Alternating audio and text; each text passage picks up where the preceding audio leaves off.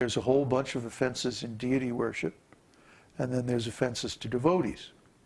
And especially offenses to pure devotees are very, very serious, and they will block our devotional service. Even if we have done a lot of service, if we commit an offense to a devotee, that can block our getting the results of our service until that offense is cleared.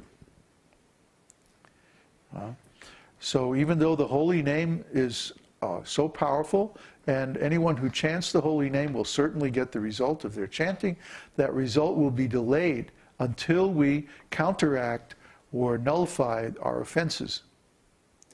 Whether the offense to the holy name, offense to the devotees, or offense to the deities, any offenses that we make, even offenses to other living entities, are counted against us until we rectify them.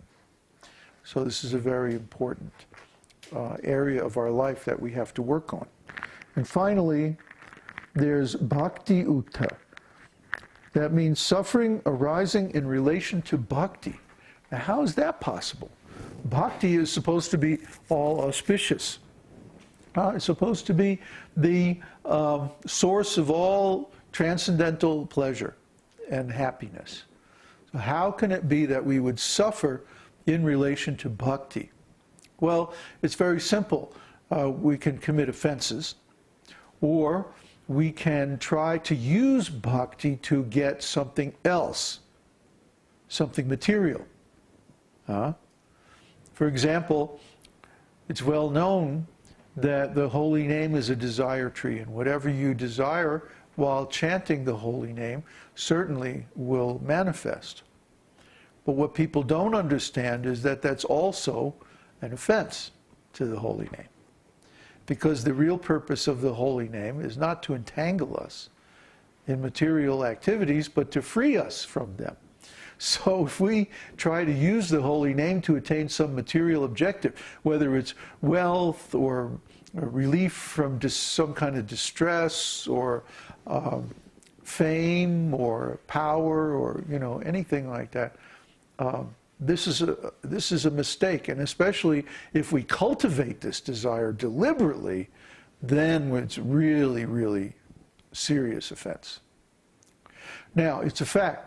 In order to do our engagement, for example, in order to preach effectively, a certain amount of fame is necessary, a certain amount of knowledge is necessary, even a certain amount of money is necessary for effective preaching.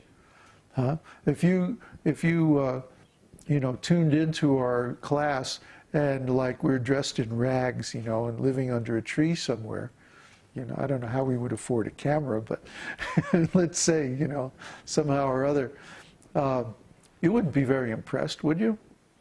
So we have to have clean clothes, we have to keep our health, we have to have a nice facility, a nice house, good equipment and all that, just for preaching. For practicing devotional service, we certainly don't need any of that. But because we've taken on this particular service of preaching, we have to have a certain amount of fame, but not too much fame. For example, even if we had the chance to accept many, many disciples, we're not going to do it. We're going to accept as many disciples as we can handle, as many disciples as we can help. And beyond that, we're not going to accept more. Because it's very dangerous. If you accept a disciple, you have to take some portion of their karma. Any leader does, but especially a spiritual master. So, we can't take too many disciples, or, we wouldn't be able to function. So that has to be avoided. You see, you have to know your capacity. You have to know your limits and not transgress those limits. But when we see some devotees, they get carried away. They start taking lots and lots of disciples, or they start using their devotional position for fame and to get favors from their disciples and to collect a lot of donations and like that. And all this leads to fall down. It all leads to trouble. It all leads to suffering. And this is called bhakti-uttha. is suffering due to the misuse of bhakti itself. See? So as we have been going through these different anarthas, it started out pretty gross, you know, being attached to material things and stuff like that. Everybody can understand that these are sins. But now we're getting into the kind of more subtle anarthas. It's very difficult to tell, for example, whether a devotee is using a little bit of fame for a devotional service, or if they're misusing their fame for some material enjoyment. How are you going to know? Well, the answer is, it's not really any of your business. But it's between that living entity and Kṛṣṇa. But still, it's good to be able to see the signs or symptoms of this, because it usually results in fall down sooner or later. That devotee is going to have trouble on the path of devotional service, and they're probably going to fall down or have some other difficulties. So it's probably a good thing not to be in too close association with them. You see? So, for example, my godbrothers, I hate to bring this up, but I have to. They got into too much politics. They collected a lot of money, and they got kind of carried away with the power thing, and they formed a very closed clique, and then they started doing power politics with their other godbrothers and the other members of the mission. And this ruined everything. Because of misuse of the position and power that they got from their bhakti.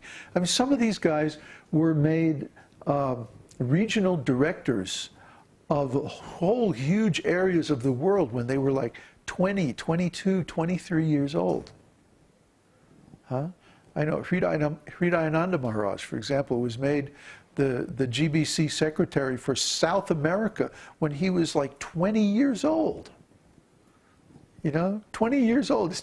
I go to colleges sometimes and I see people who are 20 years old, and they look like kids. Well, they are kids.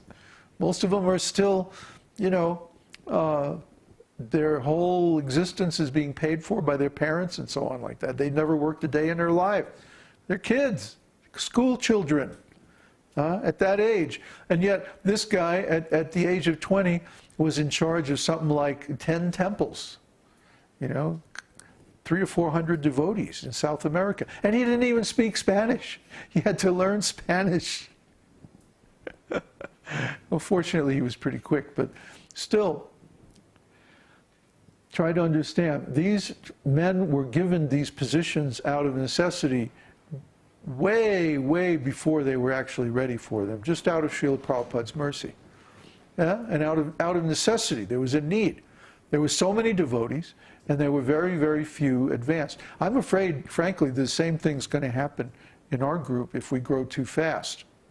So I'm working on ways to get rid of people.